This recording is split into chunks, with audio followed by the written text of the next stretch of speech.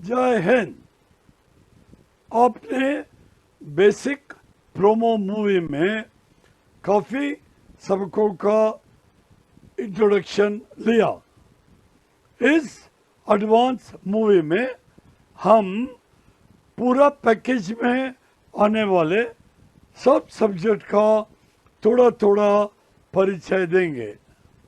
ये आपको ये बताएगा कि पूरा लेसन पैकेज में जो 30 लेसन हैं उस पे आप क्या क्या सीखेंगे। धन्यवाद।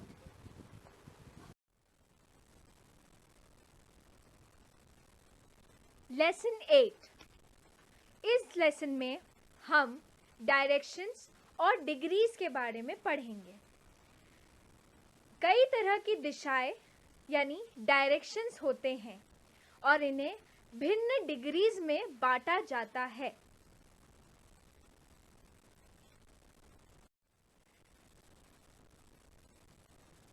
जैसा कि आप देख सकते हैं, इस डायग्राम में 4 दिशाएं जो कि है नॉर्थ यानी उत्तर, ईस्ट यानी पूरब, साउथ यानी दक्षिण तथा वेस्ट यानी पश्चिम। उत्तर दिशा को 0 डिग्री, पूरब को 90 डिग्री, दक्षिण को 180 डिग्री तथा पश्चिम को 270 डिग्री पर दर्शाया गया है। इनके बीच में भी कई दिशाएं होती हैं जिनका हम उपयोग करते हैं, जैसा कि आप देख सकते हैं north east, south east, south west तथा नॉर्थ वेस्ट।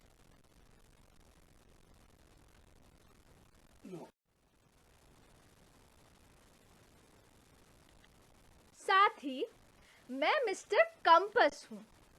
मैं छोटा हूं, बहुत सुंदर हूं, पाउच के अंदर हूं, बेल्ट का अलंकार हूं, नाइट में भी अलर्ट हूं, बेयरिंग में परफेक्ट हूं, पायलट के पैनल में हूं, शिप के डेक में हूं, गनर के डायल में हूं, फौजी का जिगरी यार हूं, साहब हो या सिपाही, काम में मैं बराबर हूं, तेरे से हाथ तो मिलाऊं?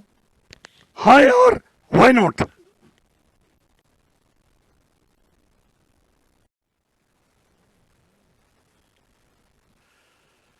कॉम्पस आपको बेरिंग देता है। उस बेरिंग के मदद से हम बैक बेरिंग निकालते हैं।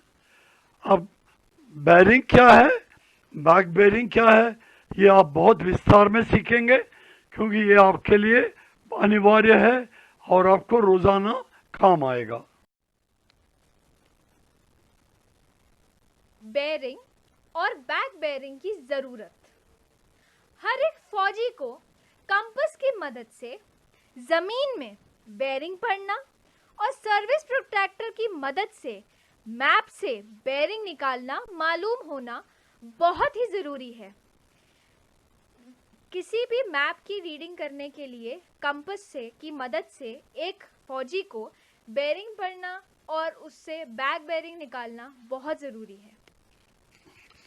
बेरिंग के ज्ञान के बगैर ऑन पोजीशन पता लगाना, नाइट ऑपरेशंस करना, तोपखाना फायर, हवाई फायर मदद लेना नामुमकिन है।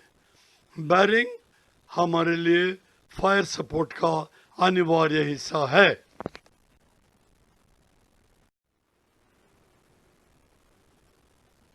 अगला lesson service protractor.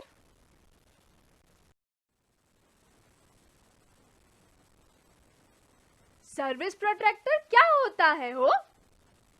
Service protractor वो यंत्र या टूल है जिसकी मदद से हम मैप में किसी भी 2 जगह के बीच का बेयरिंग नापते हैं। मैप में किसी भी 2 जगह के बीच का बेयरिंग नापते हैं। जमीन में बेयरिंग नापने के लिए कंपास का उपयोग होता है तथा मैप में बेयरिंग नापने के लिए सर्विस प्रोट्रैक्टर का इस्तेमाल किया जाता है। जमीन में कंपास, मैप में सर्विस प्रोट्रैक्टर। सर्विस प्रोट्रैक्टर अलग अलग मॉडल में आते हैं। आपके सामने एक सर्विस प्रोट्रैक्टर का मॉडल है। आप देखेंगे इसमें पूरे डिग्रियां दी हुई हैं। इसके मदद से हम नक्शा में बैरिंग पढ़ते हैं।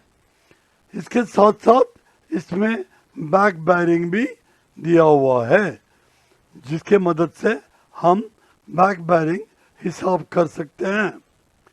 सर्विस प्रोट्रैक्टर एक स्केल में भी काम आता है और भिन्न भिन्न स्केल इसमें दिया हुआ है। और इस स्केल के मदद से हम डिस्टेंस नापते हैं और इसका पॉइंटर एक त्रिकोण से दिया हुआ है जो ग्रिड लाइन से मिलाया जाता है। इसके बारे में आप सबक में विस्तार में सीखेंगे।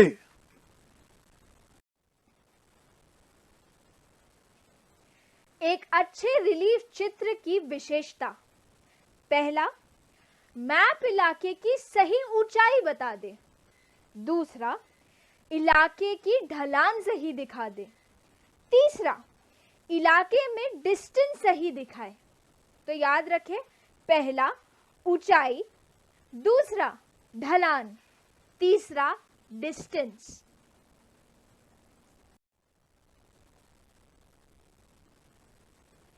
अंडरस्टैंडिंग रिलीफ, रिलीफ को समझना। पहला, डायरेक्ट मेथड, फोटो, स्केच या पेंटिंग को देखकर रिलीफ का अंदाजा लगाना। दूसरा, इनडायरेक्ट मेथड, कॉन्टोर लाइंस को समझकर रिलीफ का विजुअलाइज करना। ये एक सैटेलाइट इमेज है। इसको गौर से पढ़ें और सीखें कि रिलीफ यानी ऊंचाई और नीचाई कैसे दिखती है। आजकल सब फौज में सैटेलाइट इमेज डिमांड से मिल जाता है। गूगल मैप में तो बहुत पूरा का पूरा मिल जाता है।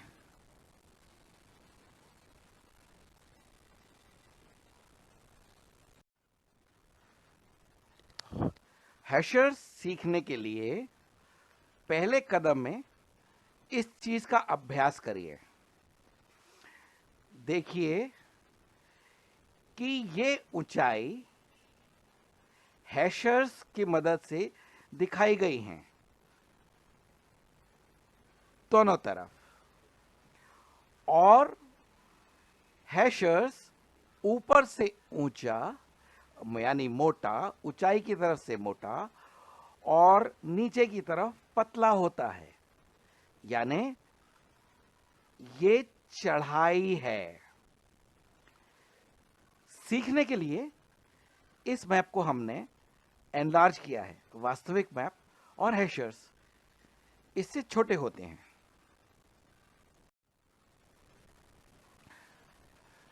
दूसरा कदम, टॉप का एरिया बनाना सीखो और उससे नीचे वाले डायग्राम में नीचे के माफिक हैशेस भरते चले जाओ।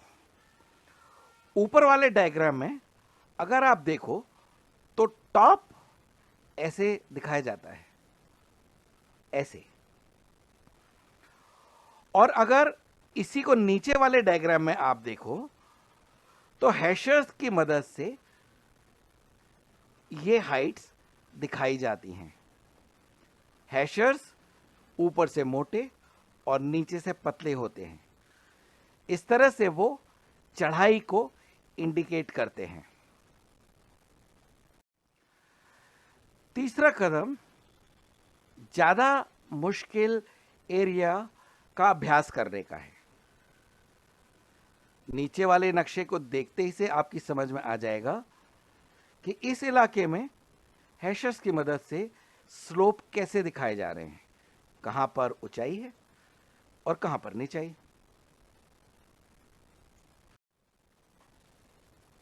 जैसा कि आप इस फोटो में देख सकते हैं कि इसमें हमें पहाड़ दिख रहे हैं। अब इन्हीं पहाड़ों को हैशर्स के द्वारा कैसे मैप में दर्शाया जाएगा वो हम सीखेंगे अगली स्लाइड में। अब जैसा कि आप देख सकते हैं कि पिछली फोटो में अब हमने हैशर्स द्वारा ये दिखाया है कि किस जगह ऊंचाई तथा किस जगह ढलान है। इसी हैशर्स को जब हम मैप पे ड्रॉ करेंगे तो हमें पहाड़ का सही अंदाजा पता चलेगा। अब इन्हीं हैशर्स को देखकर आप कल्पना कीजिए जो पहाड़ हमने आपको पिछली स्लाइड पर दिखाए थे, ये मैप में इस तरह की दिखेंगी। नाथोदर या कॉनकेव स्लोप्स, जहां चढ़ाव नीचे से चढ़ते चढ़ते आसान है और ऊपर जाकर के कठिन होता जाता है, उसको कॉनकेव स्लोप कहते हैं। इसमें ये कॉन्टूर्स थोड़ी दूर दूर हैं और इसके बाद की कॉन्टूर्स पास पास है, जो कि नाथोदर या कॉनकेव स्लोप को जाहिर करती है। ग्राउंड पे कॉनकेव स्लोप कुछ इस तरह का दिखता है।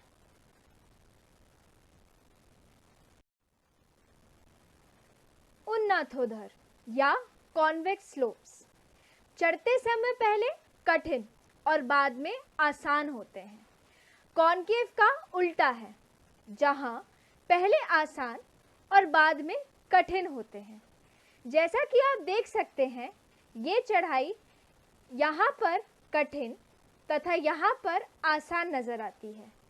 कॉन्टूर लाइन पहले नजदीक है, फिर दूर दूर है।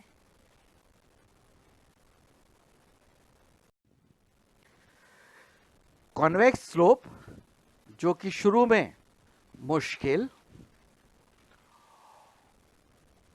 और बाद में धीरे धीरे सरल होता जाता है, इसको कॉन्वेक्स स्लोप कहते हैं।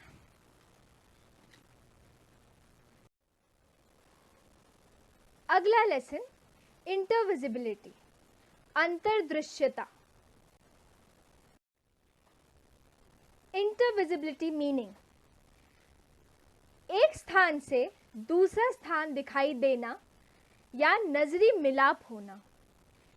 एक स्थान से दूसरा स्थान दिखाई देना या एक स्थान से दूसरे स्थान का दिखाई ना देना। ये क्या हो गया? अनुमान लगाने में फुट रूल का उपयोग करके और आसानी से ओन पोजीशन पता लगा सकते हैं। ऐसा करने के लिए फुट रूल को मैप में पहचाने हुए निशान के साथ एक लाइन में लगाते हुए फुट रूल की मदद से एक लाइन ड्रॉ करें और फिर दूसरे कुछ पहचाने हुए निशानों को एक लाइन में जोड़ते हुए फुट रूल की मदद से उस लाइन को भी आगे बढ़ाएं। ऐसा करने से जिस जगह पर दोनों लाइनें मिलेंगी उनका पॉइंट ऑफ इंटरसेक्शन होगा, वो ओन पोजीशन होगी। आपको आसानी से समझाने के लिए ग्राफों में मैप की जगह पिक्चर्स लगाई गई हैं ताकि आप समझ सकें कि ये नोन पॉइंट्स होंगे।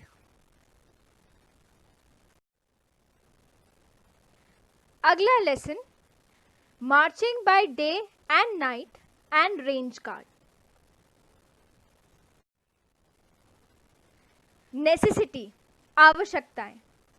टैक्टिकल ऑपरेशन में फौज को हर धरातल में बगैर कोई गाइड के अपने आप मैप की सहायता से हरकत करनी पड़ती है। इसीलिए हर एक फौजी को मैप रीडिंग के ज्ञान के मदद से डे और नाइट मार्चिंग के कला सीखना जरूरी है।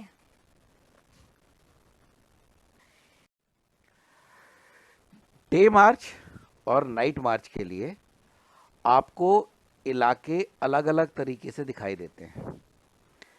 सामने वाले इमेज में आपको डे मार्च में कैसी दुनिया दिखेगी और नाइट मार्च में वही जगह कैसी लगेगी, इसका अंदाजा दिया गया है। फोटोग्राफ्स इलाके का एक्यूरेट पिक्चर देता है और हायर कमांडर के सोचे हुए हालात को दिखाता है, लेकिन ये लिमिटेड एरिया कोई कवर कर सकता है। मोज़ेक या कोलाज यानी कई फोटोग्राफ्स को इकट्ठा करके बनाना पड़ता है ताकि एक पूरा इलाका जिस पर हम पर इंटरेस्ट है, जहां पर हमने काम करना है, उसको दिखाया जा सके। Lesson 23, field sketching and I sketch.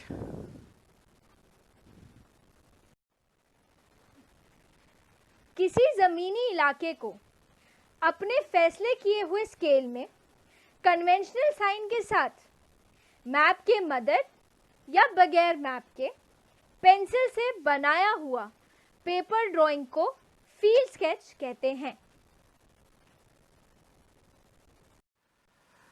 जरूरत, फील्ड स्केच बनाने की जरूरत। आमतौर पर देखा गया है कि एक यूनिट के जिम्मेदारी का इलाका करीब करीब 2000 मीटर बाई 2000 मीटर का होता है और एक फॉर्मेशन का इलाका करीब 5 से बाई 5 किलोमीटर का होता है। मीटर मैप में 2 सेंटीमीटर 1 किलोमीटर को जाहिर करता है, इसलिए यूनिट का इलाका 2 बाई 2 स्क्वायर किलोमीटर के अंदर होता है और फॉर्मेशन 5 बाई 5 स्क्वायर में आ जाता है। यह मैप एरिया यूनिटों के जरूरी डिटेल्स भरने के लिए बहुत छोटा होता है, इसलिए ज्यादा से ज्यादा डिटेल्स के साथ बड़े स्केल में फील्ड स्केच बनाना जरूरी हो जाता है। नेसेसिटी, किसी भी मैप के इलाके को बड़ा स्केल में 3D मॉडल में दिखाने से रिलीफ ज्यादा अच्छा समझ में आता है, इसलिए मैप से जब स्टूडेंट मॉडल बनाते हैं तो वो मैप के डिटेल्स को गौर से पढ़ते हैं और रिलीफ को उससे मॉडल बनाते हैं। उस मॉडल बनाने के समय पूरा इस्तेमाल उन रिलीफ का होता है जो कि हमें उस इलाके में काम आने वाले हैं।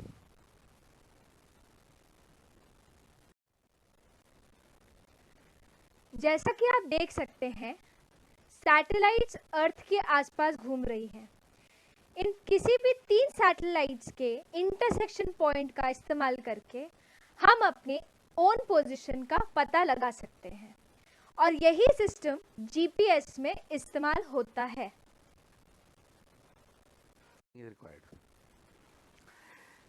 जर्मन जीपीएस जो कि अवेलेबल है और जिनको की यूनिट्स अंबाला से खरीदती हैं, वो इस स्लाइड में दिखाए गए हैं।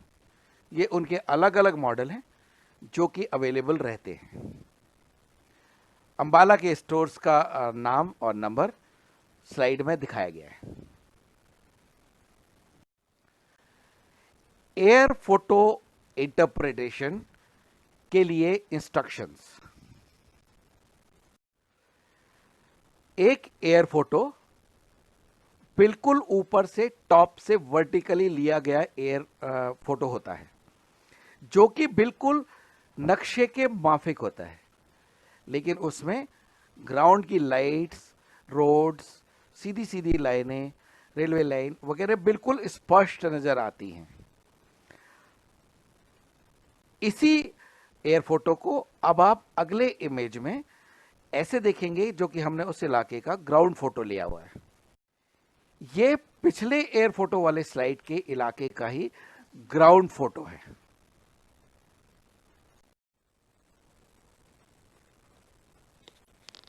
जय हिंद।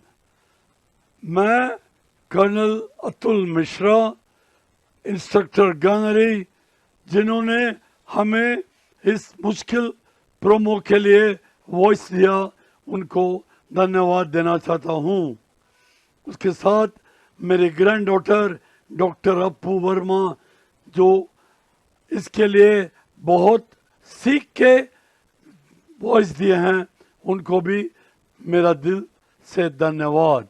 God bless you. जय हिंद। अगर इस पूरे प्रोमो में किसी को कोई शक, सवाल या सुझाव हो तो आप rhinoramanan@gmail.com में संपर्क करने का कष्ट करें और हमें बताएं ताकि हम इसको और ज़्यादा अच्छा बना सकें।